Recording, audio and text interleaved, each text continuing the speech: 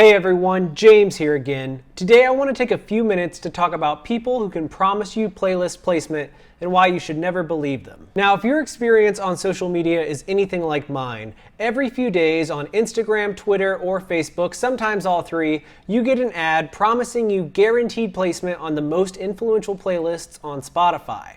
Now, often they include an image of one of the big playlists, such as Rap Caviar, and they claim that for just a few dollars, they can get you included on that playlist. But let me tell you a secret. They're lying. Now, maybe you've fallen victim to these scams in the past and tried to convince yourself that it was just that person and not the system at large. Or maybe you've seen these advertisements and you thought they looked enticing, but you haven't quite yet pulled the trigger. And I'm here to urge you to just not do it, to just not give in to this temptation.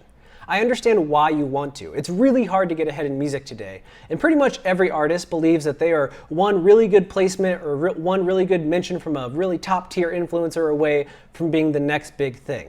But let me tell you something. If it was true, if you could pay $50, $100, $1,000 to become one of the top 10 songs on the most influential playlists on Spotify, literally everyone would do that. And again, if that were possible, it wouldn't mean anything because it would just be flooded with a whole bunch of music nobody really wants to hear. These companies are preying on your hopes and dreams. They understand that you're so desperate to become a successful musician or a full-time musician or just somebody that people recognize that you're willing to take a chance and give them a few bucks in the hopes that your dreams will come true. But you have as much likelihood of getting a massive playlist placement by paying somebody as you do from simply not emailing anybody at Spotify or that's in charge of any influential playlist at all. The odds are pretty much the same, it's just not going to happen.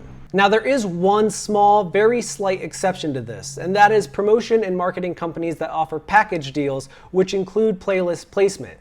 When you see that, the company is telling you that in exchange for money, they will send your music to a list of contacts they have that curate playlists. That is not the same thing as the people at Spotify who run playlists like Rap Caviar, which is one of the most successful on the platform.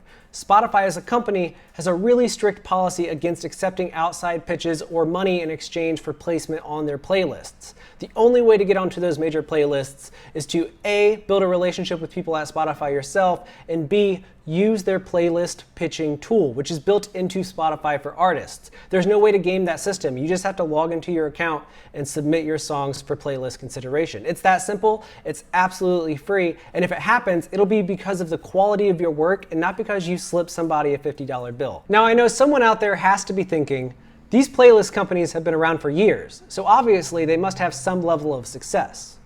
The truth is, in the early days of Spotify, it was relatively easy to game the system. People could use bots to generate millions of fake plays, which artists would then make money from, and playlists would grow in terms of users because they had all these fake users. But Spotify caught wind of this years ago, and they have worked aggressively to make sure that that kind of thing can't happen. And anytime somebody finds a loophole, Spotify very quickly works to prevent that loophole from continuing. So in the early days, there were a lot of playlist companies that were finding quote-unquote success by lying to people about who was actually listening to their music. Once Spotify started to catch wind, these playlist companies started to die off.